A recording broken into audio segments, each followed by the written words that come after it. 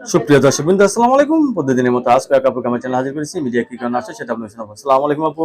ওয়ালাইকুম সালাম ভাই। আপু ভালো আছেন? হ্যাঁ, ভালো আছি। আপু কতদিন ধরে স্বামী ছাড়া আছেন আপনি? আমি স্বামী ছাড়া আছি আজকে ১০ বছর। আচ্ছা আপু, এখন যদি আপনাকে কেউ বিয়ে করতে চায় রাজি আছেন? হ্যাঁ, রাজি আছি। অনেকে তো বউ চলে গেছে, বউ মারা গেছে, এরা যদি আপনার প্রেমে পড়ে যায় কি করবেন? বিয়ে বসবেন? হ্যাঁ, বিয়ে বসবো। আচ্ছা, অনেকে সে তো যদি বাচ্চা আমার কোনো দায়িত্ব নিতে চায়, আমি রাজি আছি। মানে আপনার দায়িত্ব নিতে চাইলে আপনি রাজি আছেন হ্যাঁ, না? লেখাপড়া করছেন কিছু? হ্যাঁ, লেখাপড়া করছি। ফ্যামিলিতে বাবা মা ভাই বোন কয়জন আপনারা? আমার মা আছে, বাবা নাই। আচ্ছা, এখন কি বাবার বাড়িতে থাকেন না নিজেই সংসার আলাদা গোছাই লইছেন? আর কি আলাদা ভাড়া থাকি। আচ্ছা, কি কাজ করেন আপনি? আমি এই কাজ করি আপনার এই টুকিটাকি আপনার এই মানে যখন যেটা পান যখন সেটাই যেটা পাই তখন সেটাই সেটাই কাজ আমি করি। করেন।